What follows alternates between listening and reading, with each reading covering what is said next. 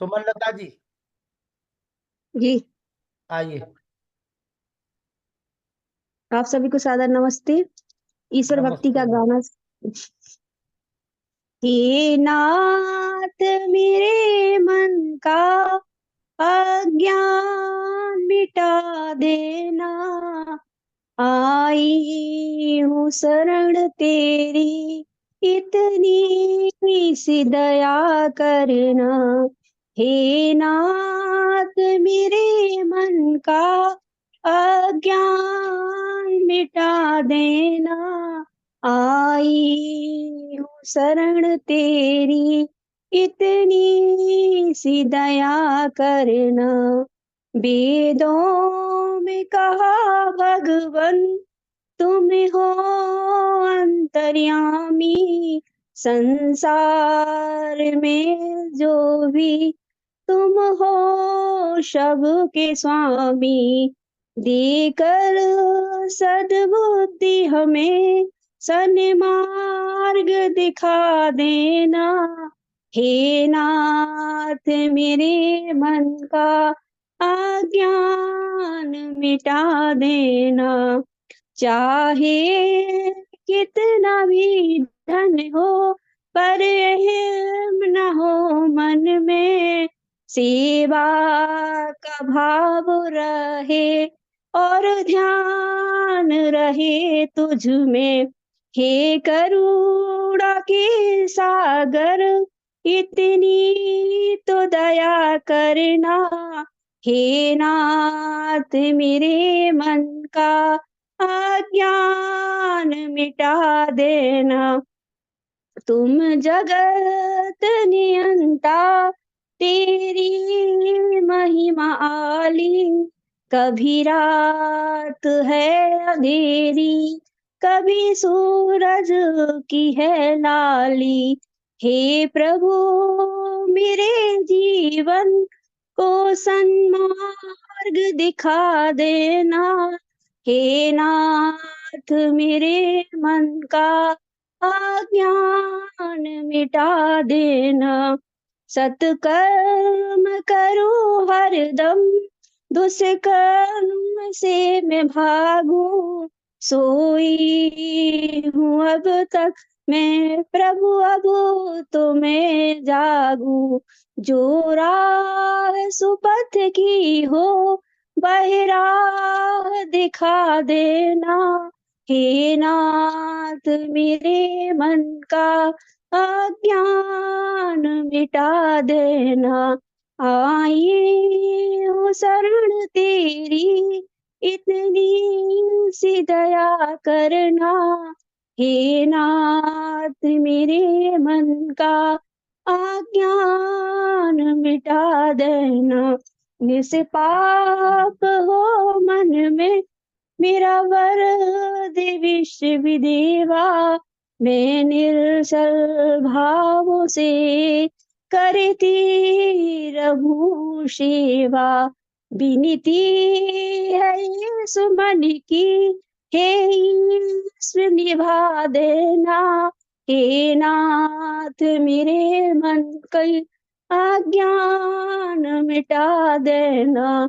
आई हूँ शरण तेरी, इतनी सी दया करना, हे नाथ मेरे मन का अज्ञान मिटा देना। धन्यवाद। आइए देखिए, शिवदेव आर जी आए हैं आपका हौसला बढ़ाने के लिए। कितना सौभाग्य का दिन है कि आज हमारे शिवदेव जी भजन सुन रहे हैं भाभी जी का। आइए शिवदेव जी। नमस्ते देखिए भाई। बहुत सुंदर स्वामी आप जी। सभी नमस्ते। सभी बहुत के सुंदर बहुत चेहरे अच्छी। बता रहे हैं देवी जी के भजन गाने से सभी लोग कितने खुश हैं। देखो हमारी दया माता जी कितनी प्रसन्न हो रही है। अनिल नरोला जी, सभी के चेहरे मुस्कुरा रहे हैं। देखो चंद्रकांता माता जी कितनी गदगद हो रही है। आइए शिवदेव जी दो शब्द। जी जी जी।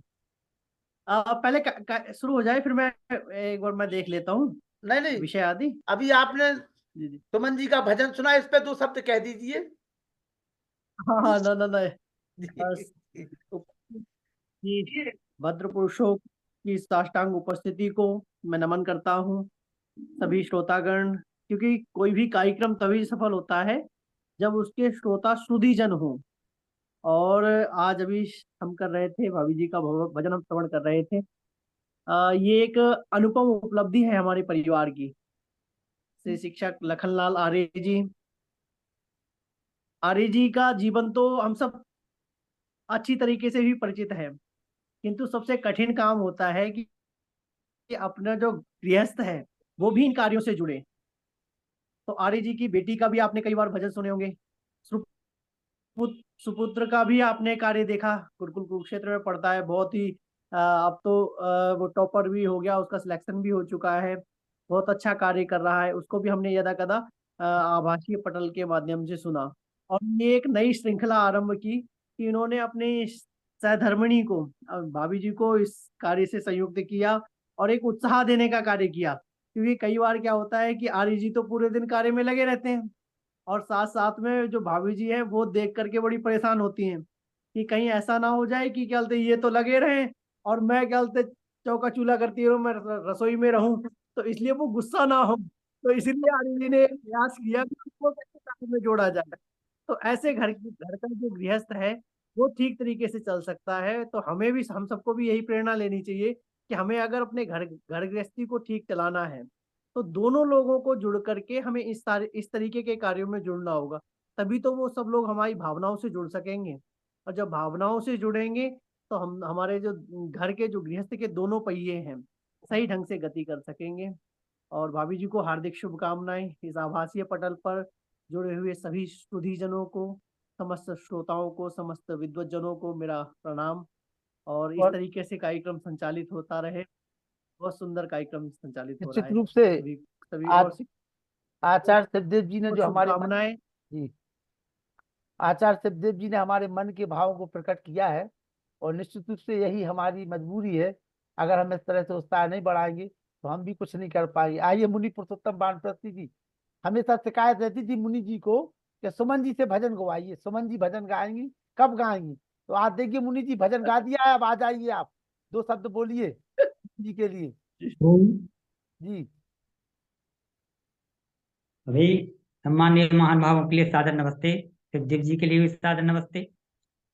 और अभी हम जो भजन की प्रस्तुति सुन रहे थे, आवाज सुन के ही हमने खोलने से पहले जब देख नहीं पाया, मुझे लगा कि जैसे सुमन आर्या जी बहन जी गीत गा रही हैं कोई, और बड़ी प्रसन्नता हुई। मैं देख रहा हूँ कि आपका उत्साह वर्धन लखनलाल जी करते हैं, जिन शब्दों में भी करते हो ये तो पता नहीं है, लेकिन वो उत्साह वर्धन करते हैं आपका, तो आपको आना चाहिए और भजन बोलिए और कोई वक्तव्यता भी रखिए आप बीच में। बहुत पता है आपको, जानकारी भी है, तो बड़ी प्रसन्नता की बात होती है। देखो सभी लोग प्रसन्न हो रहे थे।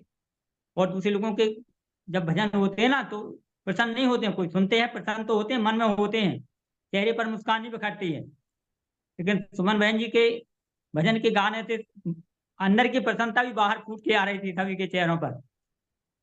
तो उत्साह बढ़ाना चाहिए और बढ़ रहा है। ओम। आइए, हमारे गुरु जी भी आ चुके हैं, आचार्य प्रद्युम्न जी। जी स्वागत बहुत है। बहुत महत्वपूर्ण विषय लेकर के आज हमारे बीच में आ रहे हैं। जी और जी, जीवन की समस्याएं और उनका समाधान, बहुत ही महत्वपूर्ण विषय।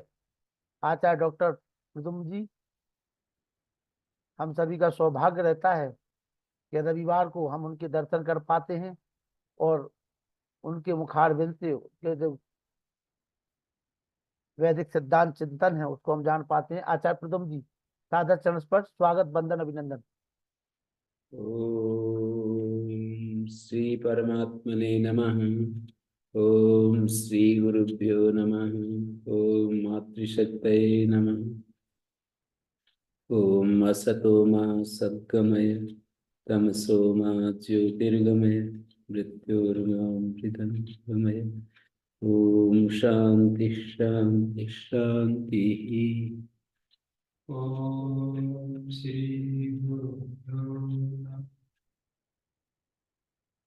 ये रविवार को जो रात को सत्संग होता है, इसकी 24वीं कक्षा है। आप सबका इसमें स्वागत है। जैसा कि विषय पहले ही दे दिया जाता है, उस पर आप सुनने के लिए तैयार होकर के बैठते हैं। जीवन की समस्याएं और उनका समाधान, ये आज का विषय है। बहुत प्रकार की जीवन में समस्याएं होती हैं। शरीर को ठीक रखने की ये भी एक समस्या है।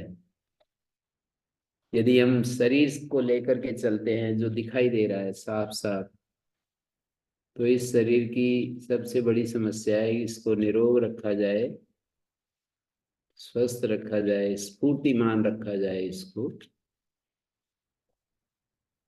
शरीर का आरोग्य, शरीर का स्वास्थ्य, ये एक बहुत बड़ी जीवन की समस्या है, जो कितने सारे लोग इसके कारण से परेशान होते रहते हैं। उनको ये नहीं पता कि ये शरीर भी एक समस्या है, और फिर ये जब नहीं पता है तो इसका समाधान भी क्यों खोजेंगे।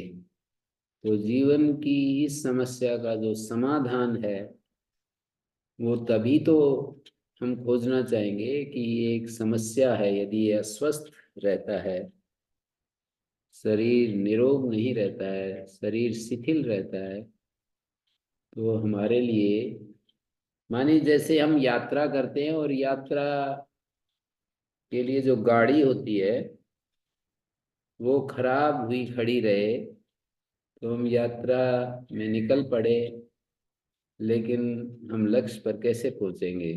खड़े रहेंगे वहाँ, परेशान होते रहेंगे, बाट देखते रहेंगे, ये कब ठीक हो, कब आगे बढ़ें। तो इस तरह शरीर को ठीक रखने के लिए यदि हमने ऋषि वचनों को ध्यान दिया, आर्ष वचनों को हमने ध्यान दिया, तो हम इसको ठीक रख सकते हैं। आर्ष वचन ये हैं कि 3 स्तंभ हैं जिनके ऊपर हमारा शरीर टिका हुआ है: आहार, निद्रा, ब्रह्मचर्य। आहार का मतलब कितना आहार, और कब आहार, और कैसा आहार।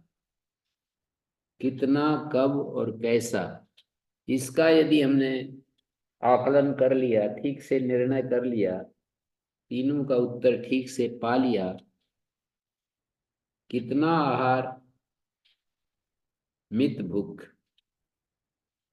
परिमित भोजन करना, ये मित भुक। सबकी सामर्थ्य, भोजन क्षमता अलग अलग होती है, तो ये नहीं कहा जा सकता है कि सबके लिए एक समान है। परिमित का मतलब नपातुला आहार, औषध की तरह आहार।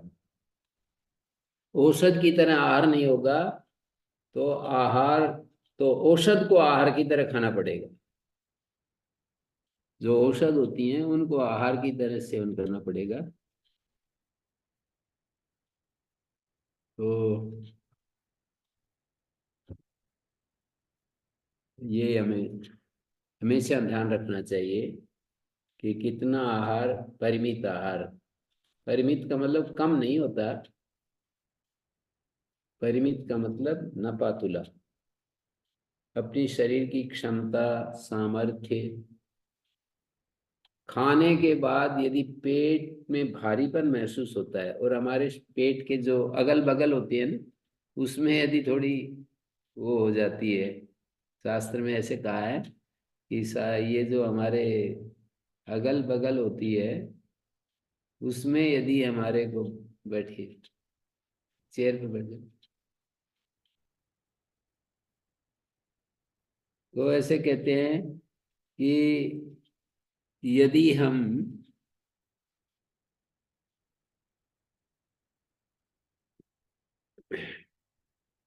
भोजन करते समय हमको ऐसा महसूस होता है, थोड़ा थोड़ा पेन महसूस होने लगता है अगल बगल में, तो इसका मतलब ये है कि आहार हमारा ज्यादा हो गया है या हो रहा है। तो अपने इस अवलोकन से, अपने इस परीक्षण से हम सुनिश्चित कर सकते हैं कि हमारे लिए कितना आहार ठीक है। आहार एक स्तंभ है जिस पर हमारा शरीर टिका हुआ है। तो कितना, कब और कैसा, टाइम, क्वांटिटी और क्वालिटी। आहार कब, जब हमें भूख लगे तब। वहां पर ये कहा है हितासी स्यात् मितासी स्यात् काल भोजी जितेंद्रिय। हितकारी भोजन करने वाला व्यक्ति हो, मित परिमित भोजन करने वाला हो, हित भुक मित भुक और रित भुक। हितासी स्यात् मितासी स्यात् काल भोजी जितेंद्रिय पश्यन् रोगान बहुन कष्टान। बहुत सारे रोगों को देखते हुए, कष्टों को देख, विरमेत विषमासनात्। विषमासन से व्यक्ति को रुक जाना चाहिए। विषमासन क्या होता है? मतलब भोजन का एक काल होता है, भूख ही उसका काल है, और उससे अतिरिक्त यदि भोजन का ग्रहण किया जाता है तो वो विषमासन में बदल जाता है। विषमासन भोजन, बिना भूख के भोजन करना, या भोजन करने के बाद फिर कोई स्वादिष्ट पदार्थ यदि आ गया तो उसको फिर स्वीकार कर लेना। भूख के बिना भोजन करना या भोजन करने के बाद पुनः भोजन करना, ये सब विषमासन के अंतर्गत आते हैं। तो कहते हैं बुद्धिमान व्यक्ति को विषमासन से रुक जाना चाहिए। क्यों रुक जाना चाहिए?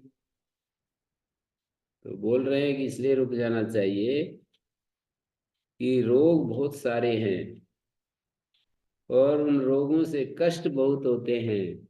इस बात को देखकर रुक जाना चाहिए।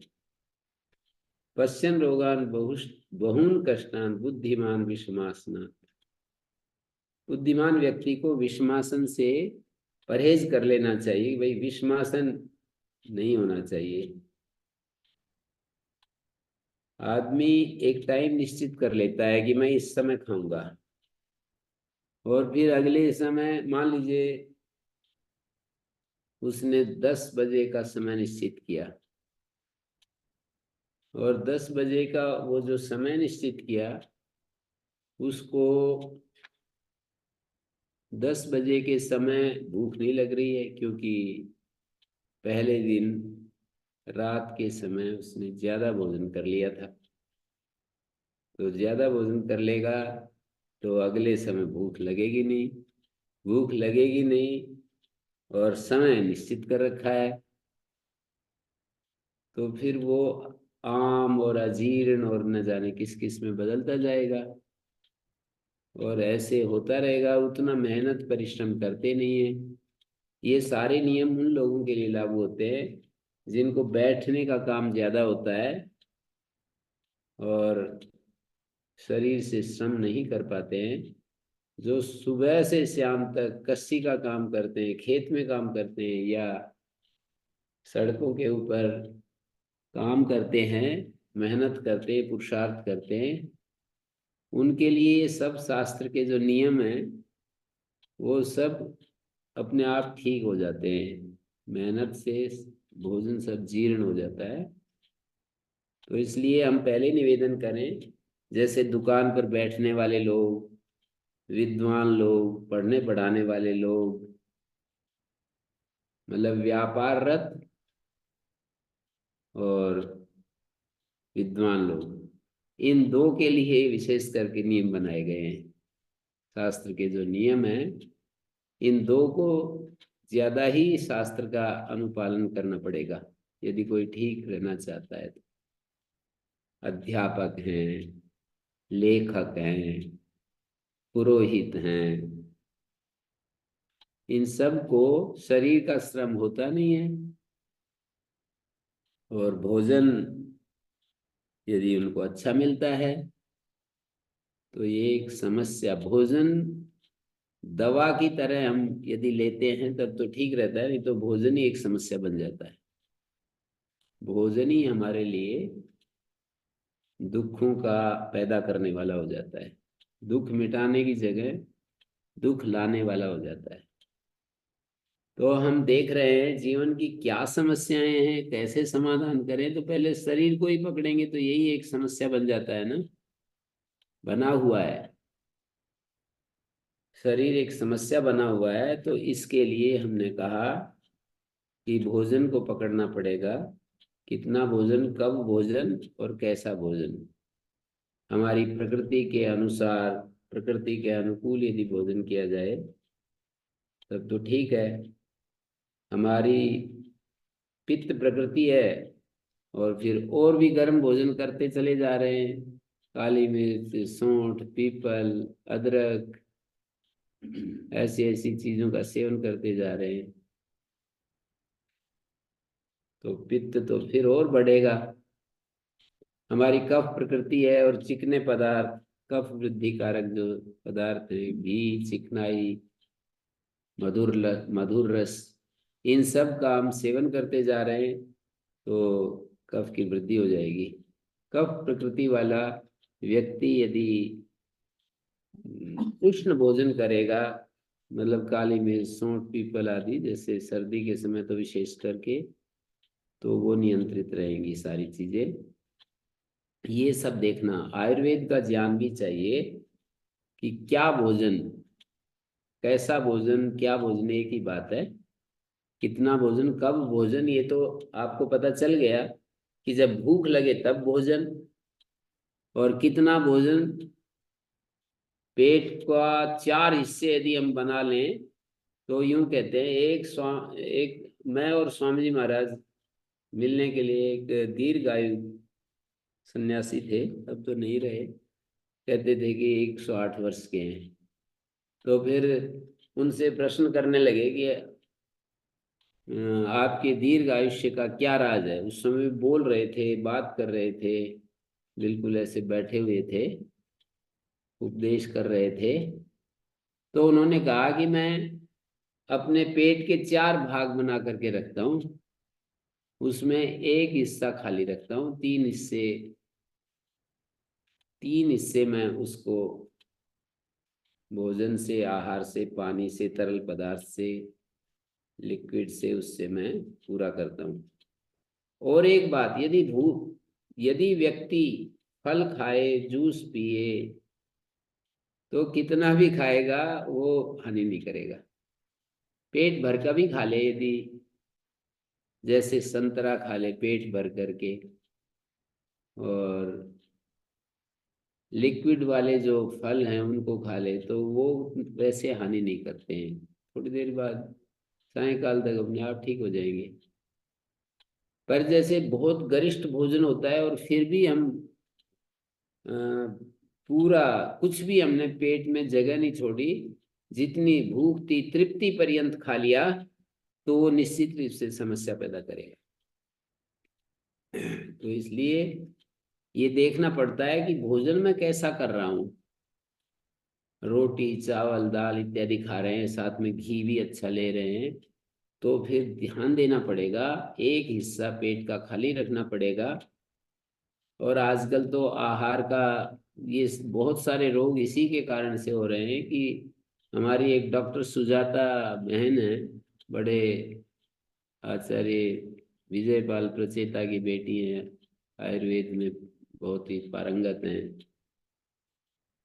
बहुत ज्यादा आयुर्वेद के ग्रंथों का स्वाध्याय भी किया है, BMS MD वगैरह करके, और लगी हुई है चिकित्सा में, सैकड़ों रोगियों को ठीक भी किया है। तो वो एक बात कहती रहती है, तुरंत कहती हैं कि गलत दिनचर्या के कारण से ये रोग हो रहे हैं, अपनी दिनचर्या पहले ठीक करो। तो ये बहुत महत्वपूर्ण बात हो गई ना, दिनचर्या ठीक रखना, और हमारा सोना जागना, हमारा आहार विहार। तो इस तरह से आहार की जो समस्या है जीवन की एक बड़ी समस्या है, मतलब स्वस्थ रहना एक बड़ी समस्या है। और स्वस्थ रहने का जो समाधान है वो यही है कि भोजन को पकड़ेंगे, निद्रा को पकड़ेंगे और ब्रह्मचर्य। ब्रह्मचर्य का अर्थ मैं बहुत ही सहज रूप से ये लेता हूँ कि हमारे मन की पवित्रता, निर्विकारता, मानी जिनको हम विकार कहते हैं, काम वासना, क्रोध, लोभ, मोह, ईर्ष्या, द्वेष, अहंकार, ये सारे ही अब्रह्मचर्य के अंतर्गत आते हैं, केवल काम वासना ही नहीं। क्योंकि हमारे मन को वो उत्तेजित कर देते हैं, हमारा मन बहुत ही खिंचाव तनाव में आ जाता है। तो खिंचाव तनाव जो हमारी स्थिति होती है उसी को अब्रह्मचर्य कह रहा हूं। विकार युक्त जो मन की स्थिति है वही अब्रह्मचर्य है। ब्रह्मचर्य का मतलब असली अर्थ तो यह है कि ब्रह्म में विचरण करते रहे। और ब्रह्म का नाम शांति, ब्रह्म का नाम प्रेम, ब्रह्म का नाम उत्साह, ब्रह्म का नाम ज्ञान, ब्रह्म का मतलब एकदम एक दूसरे का सहयोग, ब्रह्म माने सहजता, ये सब ब्रह्म के रूप हैं। ब्रह्म में विचरण करने का नाम ब्रह्मचर्य है। तो एक सीधा सा फैक्टर है जो काम करता है। समग्रम दुःखमायत्तम अविज्ञाने द्वयाश्रयम् सुखम समग्रम विज्ञाने विमले च प्रतिष्ठितम। चरक संहिता का ये श्लोक मैंने बोला, सारा दुख, समग्रम दुःखमायत्तम अविज्ञाने द्वयाश्रयम्, शरीर और मन को न समझने के कारण सारा दुख है, और सारा सुख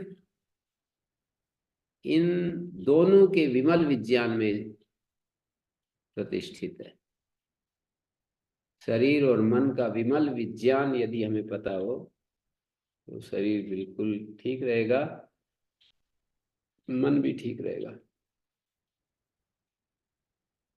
तो मैं ये कहना चाह रहा हूं कि शरीर का मन के ऊपर प्रभाव पड़ता है, मन का शरीर के ऊपर प्रभाव पड़ता है। तो विकार रहित जो जीवन है उसका नाम ब्रह्मचर्य है। और उस पवित्रता कह दीजिए, जैसे कि घर में हम बड़े प्रेम से शांति से रहते हैं, अब हम मन को उत्तेजित करने वाली चीजें और विचार को जन्म देने वाली चीजों को देखते हैं और उससे फिर प्रभावित होते हैं, उसकी कल्पना में जीते हैं, उससे फिर तरह तरह की इच्छाएं पैदा होती हैं, वो इच्छाएं पूरी नहीं होती हैं। इच्छाओं को कहाँ तक हम पूरा करेंगे, ये बात है समझने की। कितनी सी, मतलब ना तो हमारे में शक्ति है इच्छाओं को पूरा करने की, और कितने सारे प्रेशर हैं, कितने सारे दबाव हैं, कितनी सारी इच्छाओं को पूरा करेंगे तो दुख तो अपने आप, समस्याओं को तो हमने आमंत्रण दे दिया है। इच्छाओं को पूरा करने के लिए यदि मन बना लिया, पूरी भी नहीं होती और फिर भी पूरा करने के लिए हमने मन में कोई विचार पैदा कर लिया। आवश्यकताओं को पूरा किया जा सकता है, इच्छाओं को कौन पूरा कर सकता है? बड़े से बड़ा व्यक्ति भी नहीं कर सकता इच्छाओं को पूरा। तो यत् पृथिव्याम व्रीहिमयम् हिरण्यम पशवा स्त्रिया नैकस्यापि पर्याप्तम् तस्मात् त्यक्त्वा समं व्रजेत्। इस धरती पर जितना भी हिरण्य, सोना, व्रीहि, यव, धन धान्य, सारी दुनिया की अच्छी सुंदर स्त्रियां एक व्यक्ति के लिए भी कम पड़ जाएंगी, एक व्यक्ति के लिए भी ये सारी चीजें। तो इसलिए शांति तो तभी है जब आदमी अपने मन में संतोष को धारण करता है। संतोषाद अनुत्तम सुख लाभ। संतोष के बिना ये सारी चीजें हमें क्लेश ही देंगी, क्योंकि भोगाभ्यास, भोगाभ्यास जो है ना, नहीं भोगाभ्यास इंद्रियाणाम वैतृष्ण्यम कर्तुम शक्यम, नहीं भोगाभ्यासेन इंद्रियाणाम वैतृष्ण्यम कर्तुम शक्यम, भोगाभ्यास के द्वारा इंद्रियों को वितृष्ण कोई बना ले, ऐसा नहीं हो सकता है। मतलब कई बार लोग कह देते हैं उथली बात, उनको भी विचार करना पड़ता है, तभी निवृत्ति होती है। कहते हैं सैचुरेटेड हो जाएंगे हम तो फिर अपने आप ही हट जाएंगे। सैचुरेटेड तो एक बार हो करके उसमें और ज्यादा संस्कार हो जाएगा, और कोई व्यक्ति कितना भी सैचुरेटेड हो जाए वो तो 2-3 दिन में, मतलब जैसे ही उसका नशा उतरेगा वो फिर तैयार हो जाएगा। तो इसलिए कभी भी भोग, न जातु कामा कामानाम भोगे नुपसाम्यति, भोग से कामनाओं को शांत नहीं किया जाता। ये तो ऐसा है जैसे कि जलती हुई अग्नि को घी डाल डाल करके हम बुझाने का प्रयत्न करें, कि जितनी बहुत सारी तेज अग्नि जल रही है तो घी की आहुति दे करके हम उसको शांत कर देंगे। ऐसे ऋषियों ने इस विषय में अपना अनुभव प्रस्तुत किया है। तो इसलिए मर्यादित भोग ये ब्रह्मचर्य का स्वरूप है।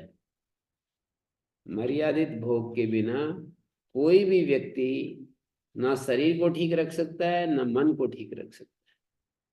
मैं एक सार्वजनिक बात कर रहा हूं।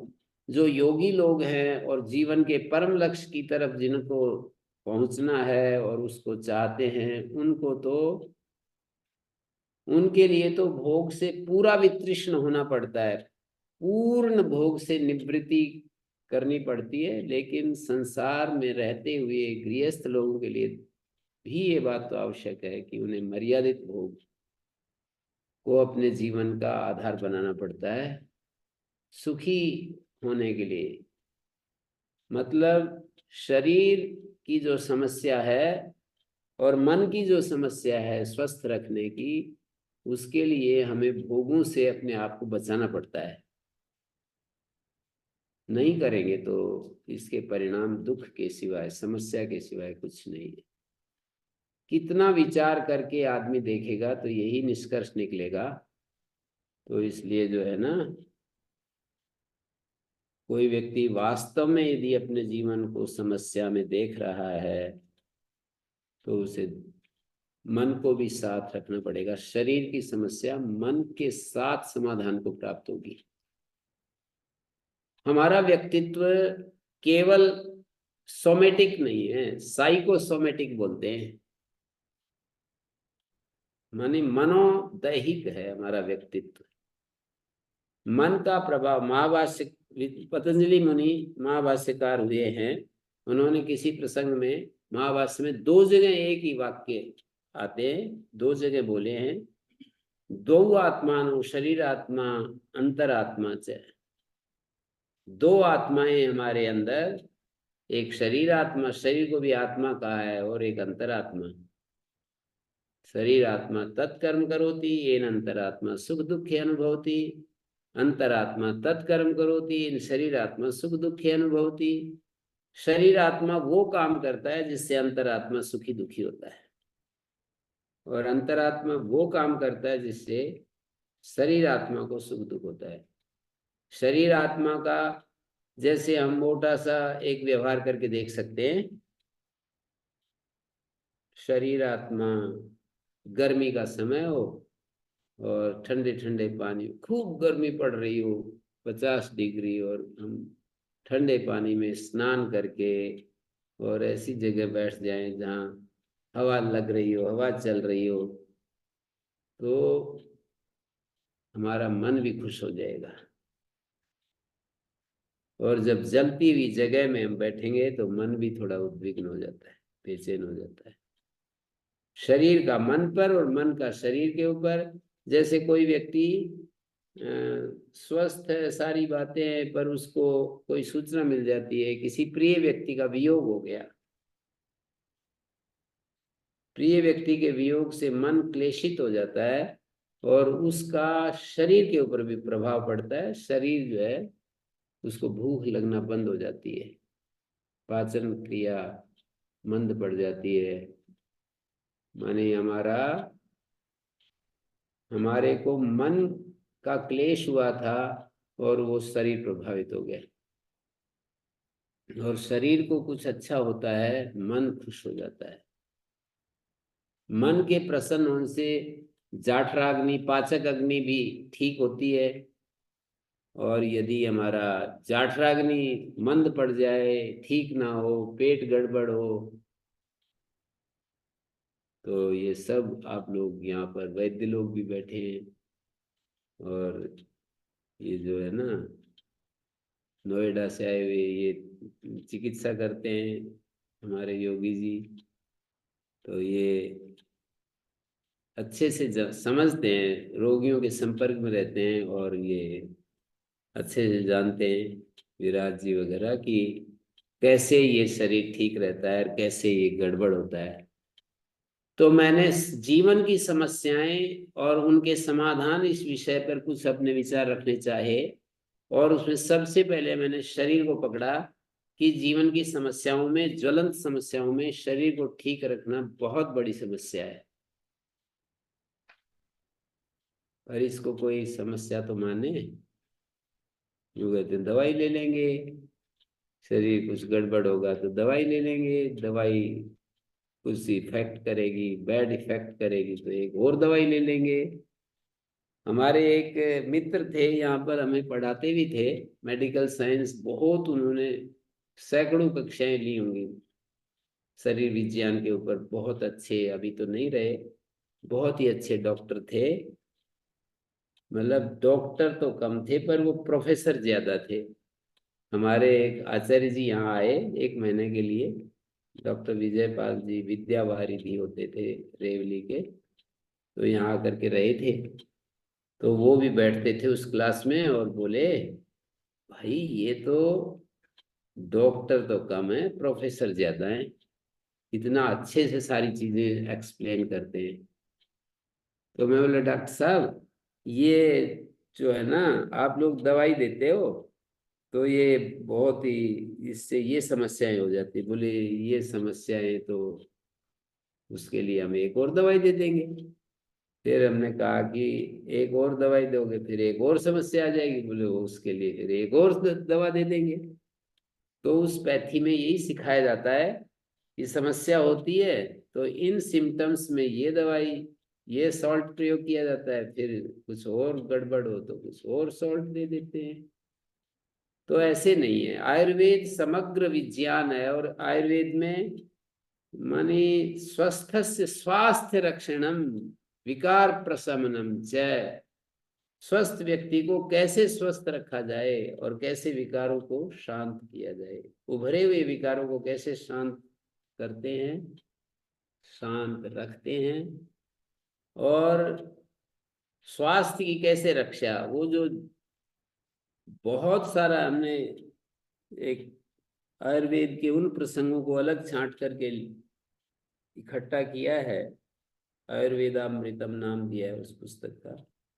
तो उस पुस्तक में हमने बहुत सारे 500 पृष्ठ की पुस्तक है, लेकिन उसमें वो कोई दवाई, कोई नुस्खे थोड़ी लिख रखे हैं, उसमें जीवन पद्धति बताया है कि कैसे हमारी दिनचर्या होनी चाहिए, कैसे दिनचर्या होनी चाहिए, कैसे विरुद्ध आहार से बचें, कौन से ऋतु में कौन सा भोजन युक्त होता है, किस व्यक्ति के लिए, मन को कैसे स्वस्थ रखें, और कैसे हम स्वस्थ वृत्त का पालन करें, स्वस्थ व्यक्ति के पालन योग्य नियम कौन से होते हैं, ये सब बातें वहां पर आयुर्वेद में बताई गई है। तो मैं यही कहना चाहूंगा कि आहार, निद्रा, ब्रह्मचर्य, और इसके साथ में एक और नियम जोड़ रहा हूं अपनी तरफ से, जो कि आयुर्वेद के ग्रंथों में, यहाँ तो इतना ही कहा है आयुर्वेद के इस प्रसंग में, जहाँ ये बात कही है कि त्रय स्तंभा शरीर, तीन तीन चीजें बहुत सारी गिनाई वहां पर,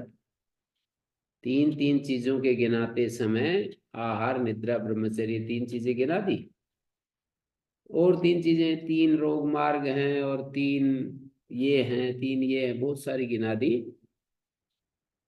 पर अलग किसी संदर्भ में व्यायाम को भी महत्व दिया है। यहाँ पर मैं उस व्यायाम को यहाँ पर भी जोड़ करके देख रहा हूँ कि शरीर का जो श्रम है वो हमारे शरीर को ठीक रखता है, परिश्रम शरीर को ठीक रखता है, और परिश्रम न करना शरीर के लिए अभिशाप है, मतलब शरीर को रोगी बनाएगा। श्रोत्रिय और दो व्यक्तियों को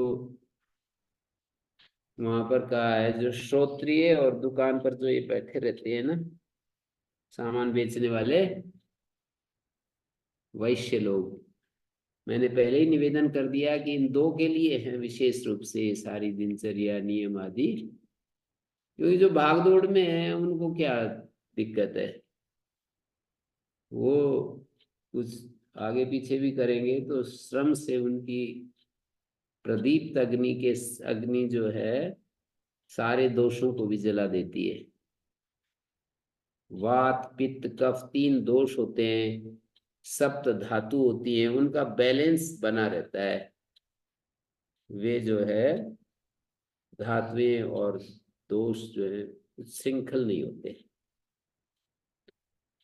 तो बात ऐसी है कि आहार निद्रा ब्रह्मचर्य, ब्रह्मचर्य मानी शांति, ब्रह्मचर्य मानी पवित्रता। ब्रह्मचर्य वैसा शब्द नहीं है जैसा कि एकदम डरावना कि ये तो भाई साधु महात्माओं के लिए है, और गृहस्थ लोग अपने आप को बिल्कुल एकदम से ना उस अंतिम छोर पर ले जाकर ये कहते हैं कि ये तो इनके लिए है, ये हमारे लिए नहीं, हमने तो रास्ता ही दूसरा चुन रखा है। ऐसी बात नहीं। आहार निद्रा पवित्रता की, शांति की, सहजता की उन्हें भी जरूरत है, और वो ज्यादा अपने शरीर जीवन को एक्टिव रख सकते हैं, वो लोग ज्यादा कर्म कर सकते हैं। गृहस्थ लोग यही तो चाहते हैं कि हम खूब पैसा कमा सकें, खूब अपने साधन संपन्न जीवन जिए, खूब अपना सम्मान पूर्वक जिए, उसके लिए मेहनत करनी पड़ती है। आपको एक बात बताएं, बड़ी काम की बात बताएं, कि शरीर के 3 दोष अशुभ कर्म बताए हैं, बौद्ध साहित्य में बताए, वात्स्यायन का जो न्याय भाष्य है वहां भी बताए, मनुस्मृति में भी बताए, चाणक्य ने भी बताए, बहुत सारे आचार्यों ने वाणी के 4 दोष श्रीमद् भगवद गीता में भी कहे हैं।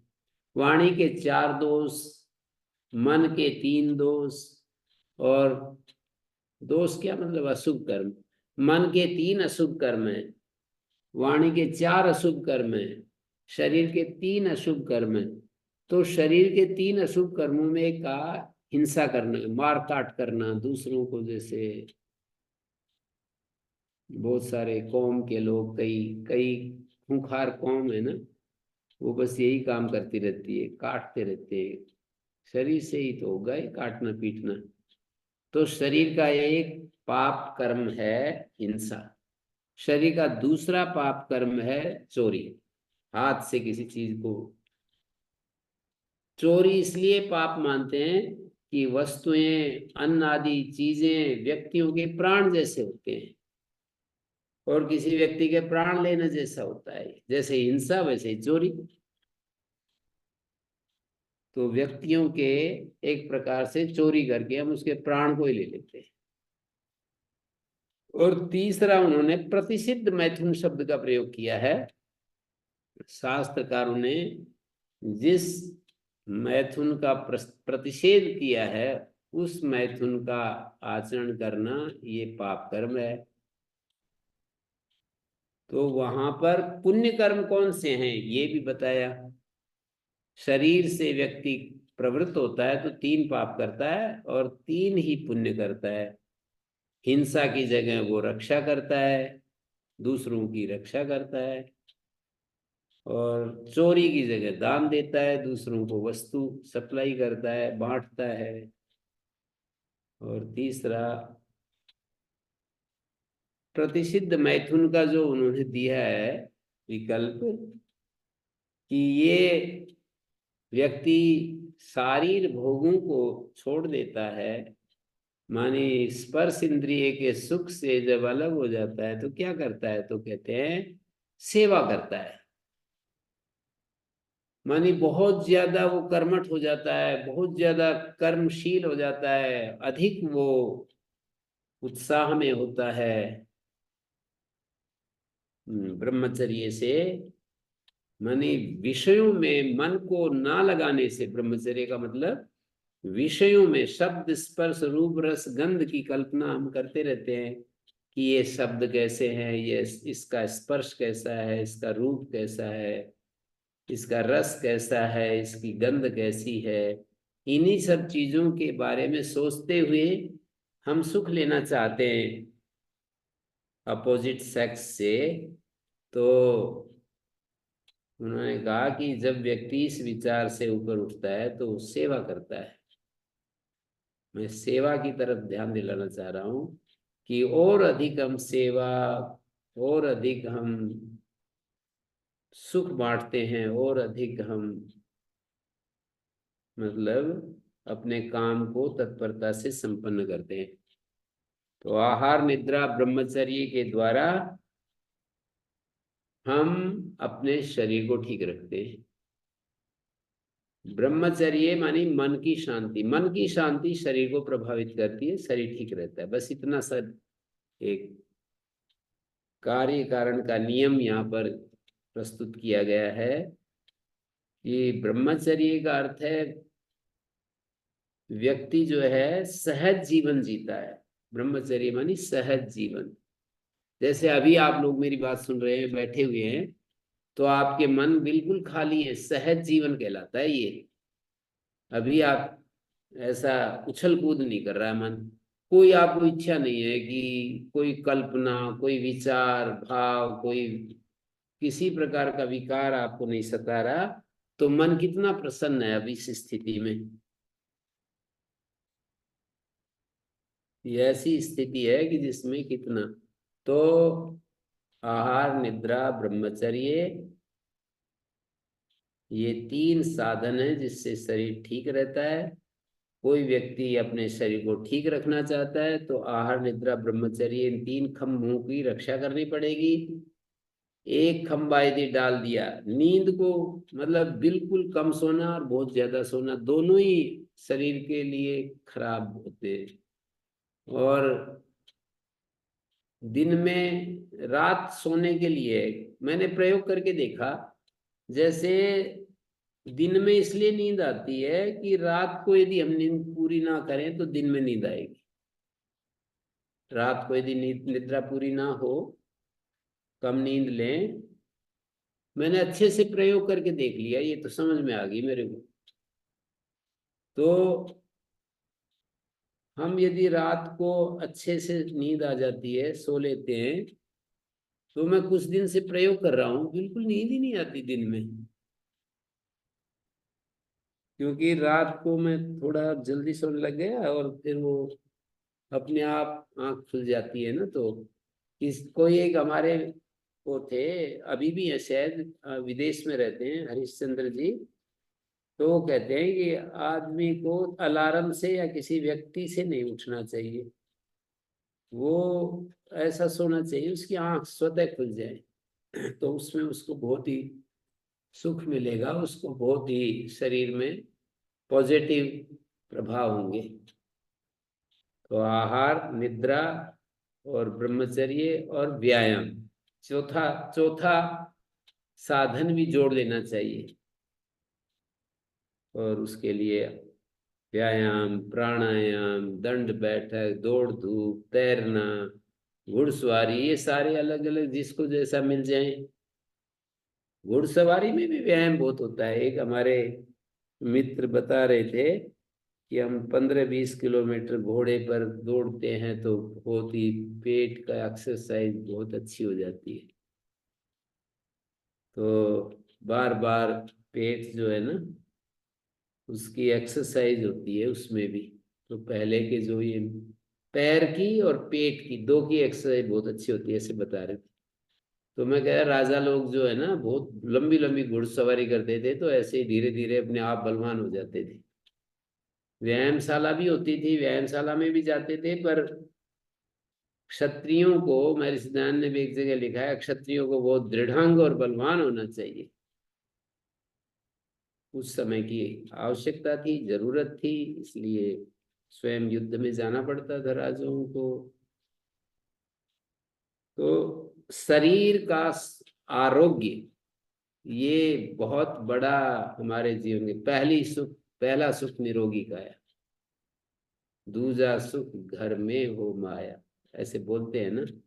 तो माया तो बाद की चीज है, पहले शरीर ठीक होना चाहिए। जीवन की समस्याओं में शरीर का जो कष्ट है या रोग है, ये बहुत बड़ी समस्या है। इसका समाधान भी मैंने कोशिश की है आपके सामने रखने की, कैसे हम शरीर को ठीक रख सकते हैं। व्यायाम अपनी रुचि के अनुसार, हम योगासन करें, प्राणायाम करें। मतलब प्राणायाम भी एक शरीर को ठीक रखने का बहुत आवश्यक साधन है। फेफड़े ठीक रहते हैं, पेट ठीक रहता है। आजकल स्वामी जी ने उसको बहुत अच्छे से प्रतिष्ठित कर दिया है। तो किसी का कुछ प्रश्न है तो पूछा जा सकता है। किसी के मन में कोई शंका हो तो पूछ लीजिए। स्वामी जी, आपके द्वारा ये पुस्तक दी गई थी हमें, जीवन का समाधान, जी और ये दृष्टि दृष्टि का तो एक एक पन्ना निश्चित रूप से बहुत दृष्टि ही है। अभी इसी को पढ़ा हमने, अच्छा आनंद आ रहा है इसको देख करके, पढ़। और ये साधना पथ जी जी और एक संन्यास धर्म। बाकी जो पुस्तकें थी वो हमने बेटी को गुरु को चोटीपुरा दे आए, वो व्याकरण से संबंधित थी, हमारे किसी काम की नहीं।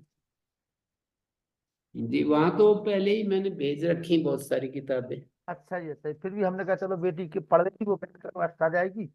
तो कुछ उसको हमने बताया तो उसने कहा हमें चाहिए पिताजी, वो आचार्य जी की हम पढ़ेंगे। 3 जी लोगों के प्रश्न सामने आए हैं स्वामी जी। सबसे पहले निर्मला देवी जी हमारे बीच में आई हुई है जी। जी, निर्मला देवी जी बोलिए। नमस्ते जी स्वामी जी। जी, अमेरिका से बोल रही है ना? हाँ हाँ जी जी। हाँ स्वामी जी। विश्वासन एक तो आपने बताया था, ये बदहजमी होती है क्या विश्वासन? विषमासन बोला मैंने, विषमासन। हाँ विश्वासन, हाँ विश्वासन क्या होती है, बदहजमी होती है क्या?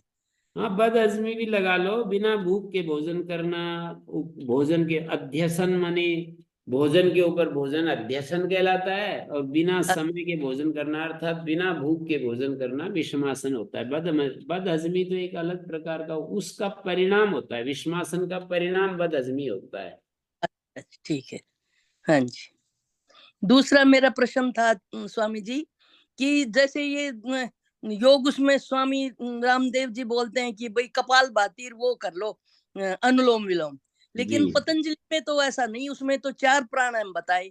तो ये भी क्या प्राणायाम है? तो आप क्योंकि 4 कर लिया करो, क्या दिक्कत है? हाँ जी, आप 4 नहीं कर लिया करो, क्या नहीं, दिक्कत? इन्होंने बताया, हम भी वहां भी गए थे, लेकिन इनसे भी लाभ होता है, जैसे कपालभाति या जो है जो दूसरा प्राणायाम बताया, मेन ये बताया। हाँ हाँ, तो ठीक है, कोई बात नहीं। मतलब हाँ ये जी, है कि अनुलोम पतंजलि के प्राणायाम थोड़े ध्यान पर आए, ध्यान से ज्यादा रिलेटेड हैं, और ये स्वामी जी महाराज शरीर को भी मन को भी उत्साह में रखना चाहते हैं। अच्छा शरीर को ठीक रखने के लिए ये प्राणायाम, और मन को भी उत्साह से भरना चाहते हैं, तो इसलिए उनको नहीं, कोई संध्या के व्यसन से मुक्त होने के लिए, जैसे वो कहते भी हैं कि भाई तुम ये प्राणायाम करो, व्यसन मुक्त हो जाओगे। हाँ जी हाँ तुम जी हाँ अपनी आदतों को छोड़ दोगे, फिर गलत जी आदतें से बाहर आ जाओगे। तो हाँ, स्वामी बहुत प्रसार किया है इस चीज का। हाँ जी हाँ जी। तो वो ये जो प्राणायाम बताया कि प्राणायाम, बाह्य प्राणायाम तो मैं करती हूँ संध्या के समय, उससे जी, तो मन की मतलब एकाग्र होता है, लेकिन कपाल भाती इसका मतलब क्या ज्यादा वो है, आप थोड़ा सा बता सकते हो? कपाल भाती तो केवल हमको बाहर एक धक्का के साथ श्वास को हम्म। बाहर निकालना होता है। इससे उन्होंने लाखों लोगों के ऊपर परीक्षण किया है, और उसके जो परिणाम आए वो उन्होंने हमारे सामने रखे। हाँ आइए जी अनिल मतलब वो अरोड़ा जी। प्रयोग किए ना, प्रयोग के आधार पर निष्कर्ष निकाले कि ऐसा करने से ऐसा होता है। हाँ जी। उस तरह से उसका अनिल अरोड़ा जी। अपना। धन्यवाद आदरणीय धन्यवाद जी।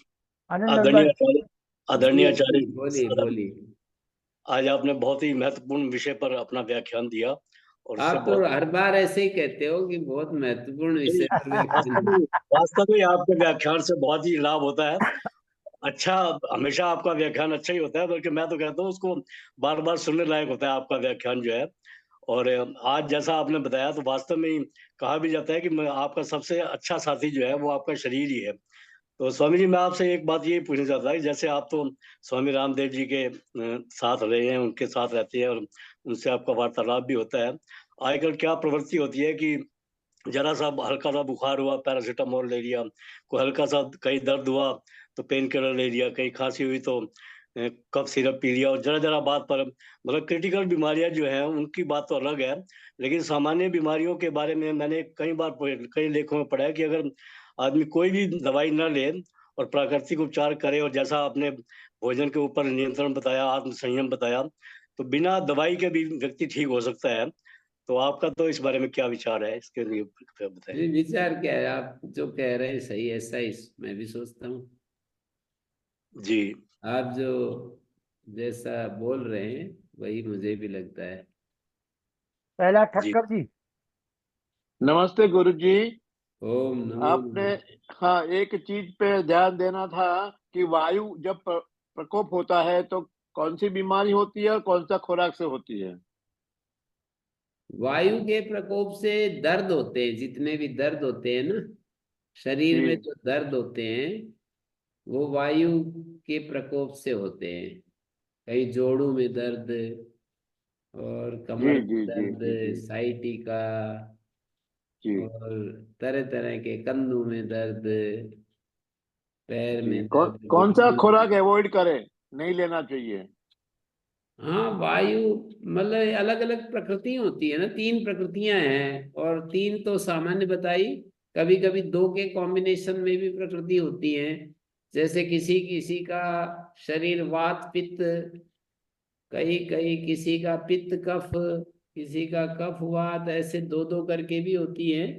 मोटा मोटा बताया मैंने कि वात प्रधान शरीर, पित्त प्रधान, कफ प्रधान शरीर होता है। तो वात प्रधान जैसे पतला शरीर होता है तो वात प्रधान होता है प्रायः। जी स्वप्न आदि के आधार पर भी निर्णय करते हैं, ये वैद्यों से संपर्क में रह करके ठीक से मतलब इसका पता कर लेना चाहिए कि मेरी प्रकृति कौन सी है, वात प्रकृति है, पित्त प्रकृति है, या कफ प्रकृति है, ऐसा अपना आकलन कर लेना चाहिए। जी उस जी जी प्रकृति के अनुसार फिर हमें अपना आहार तय करना चाहिए। वात प्रकृति यदि है तो फिर हमें वातनाशक चीजों का सेवन करना पड़ेगा। वातनाशक जो चीजें हैं, कुछ चीजें तरल चीजें, वो तर चीजें, तर गरम बोलते हैं, तर गरम चीजें जो होती है वात के लिए अच्छी हैं। एक शुष्क चीजें होती है, एक तर गरम चीजें होती है, 2 तरह की चीजें होती है ना। जैसे जी काली मिर्च, सूंठ, पीपल, ये जो चीजें हैं ये गर्म है पर शुष्क गर्म है। पर वाता, जिसको बादाम कहते हैं, वो गर्म है लेकिन तर गर्म है। घी भी एक प्रकार से तर गर्म है। जी तो जी जी दूध आदि तो ऐसी चीजों के सेवन से मैं ज्यादा धन्यवाद धन्यवाद धन्यवाद। इस पक्ष को मैं कम जानता हूँ। उसके आयुर्वेद का जो प्रिंसिपल, वो जिनको जिनसे हम स्वस्थ रहते हैं, वो मेरा अध्ययन का विषय रहा है। वो मैं अच्छा जानता हूँ कि किन नियमों पर चलकर हम स्वस्थ रह सकते हैं, तो उसको प्रयास किया है ठीक रखने के लिए। वेगों को धारण नहीं करना चाहिए, ये भी एक आयुर्वेद का बहुत बड़ा सिद्धांत रखा है। अभी तो शौचालय सब जगह हो गए। मैं कल्पना करता हूँ जब हम छोटे थे तो कितना मुश्किल होता था, माताओं को कितना संकट होता था, कोई भी शौचालय नहीं होता था, और बाहर गांव से बाहर शौच जाना होता था। और उसका एक लाभ तो ये था कि जल्दी उठना होता था, मतलब माताएं जल्दी उठती थी और बाहर शौच के लिए जाती थी। तो ये तो लाभ अच्छा था, लेकिन दूसरे बहुत प्रॉब्लम थी उसमें। मैं आजकल कल्पना करता हूँ ये तो बहुत ही इसके विषय में जैसे आयुर्वेद में कहा है कि वेग धारण नहीं करने चाहिए।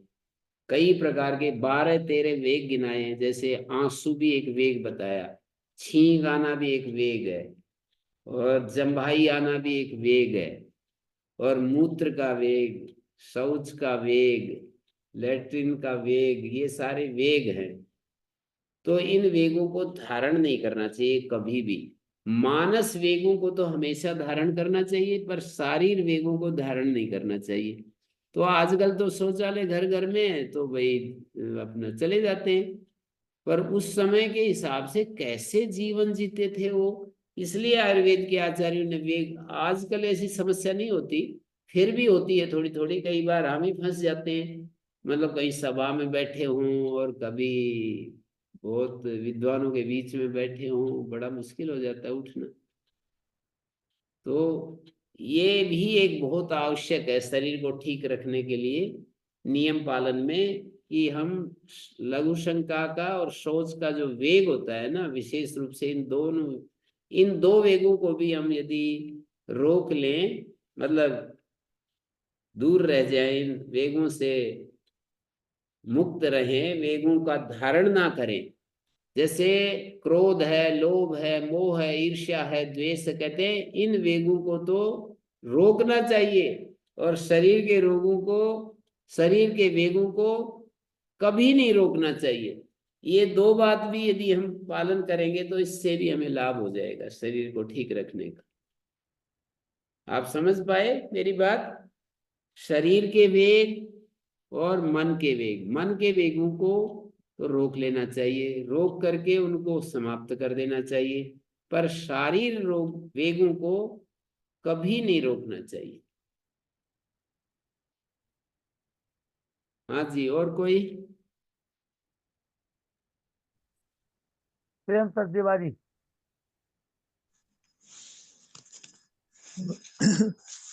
नमस्ते आचार्य जी। जी आचार्य जी, आपने वेगों को रोकने वाली बात करी है। अब रात को हमें मूत्र के लिए उठना होता है, जी उसके बाद नींद टूट जाती है, फिर वो नींद आने बड़ी मुश्किल होती है। जी तो कोई उपाय इसका हो सकता है कि कैसे उस वक्त अपना मन जो है वो अ, या तो पास्ट में चला जाएगा या फ्यूचर में चला जाएगा, जी। प्रेजेंट में नहीं रह पाता, आप उस ऐसा समय करो क्या ना, करें?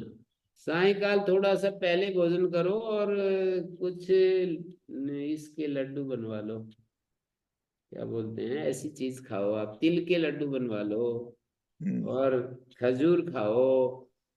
तो ऐसी ऐसी चीजें खाएंगे ना, तो फिर लघु शंका के लिए उठना नहीं पड़ेगा। फिर भी उठना पड़े तो एक बार उठ जाओ, और नींद नहीं आती है तो फिर ध्यान करने लग जाओ, जरूरी नहीं कि सोना ही है उसी समय। और अच्छा। थोड़ी देर ध्यान करेंगे तो फिर थक जाएंगे, तो ध्यान में भी थकावट आती है, ऐसा नहीं है कि ध्यान में कुछ नहीं होता। एकाग्र होकर के ध्यान करेंगे तो थकावट आएगी, या ध्यान नहीं कर सकते हैं तो स्वाध्याय कर लो, और दोनों ही नहीं कर सकते हैं तो फिर अपने शरीर को शवासन में डाल करके, और इसका एक एक सिर से लेकर के पैरों तक, योग मुद्रा बोलते हैं, नहीं वो उसको क्या कहते हैं, योग निद्रा। योग निद्रा। योग निद्रा मतलब अपने शरीर के ऊपर अपने ध्यान को घुमाना, जी। ऊपर से नीचे तक ध्यान को घुमाते चले जाएं, बस धीरे धीरे। तो ऐसे ठीक है, करना पड़ेगा। ये करके देखेंगे स्वामी जी। धन्यवाद। ओ,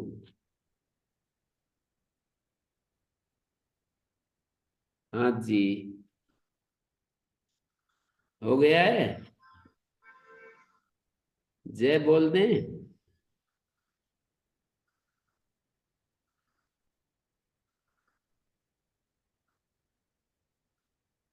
हाँ जी, लखनलाल जी।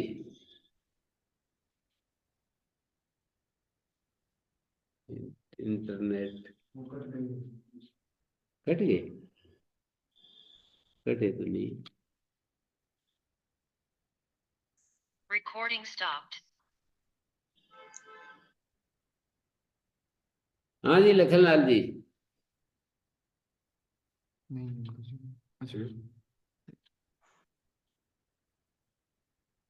कटा तो नहीं है।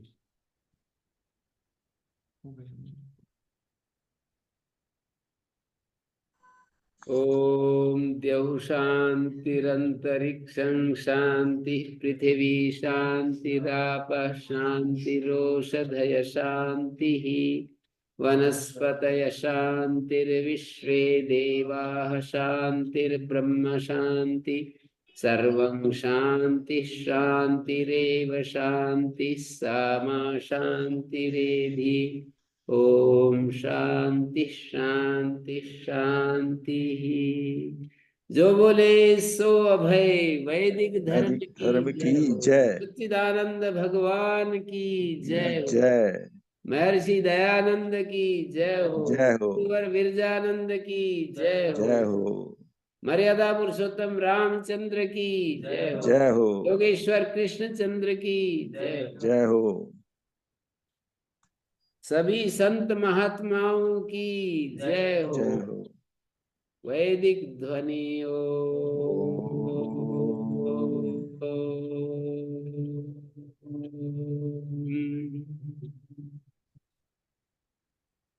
सभी को सादर नमस्ते।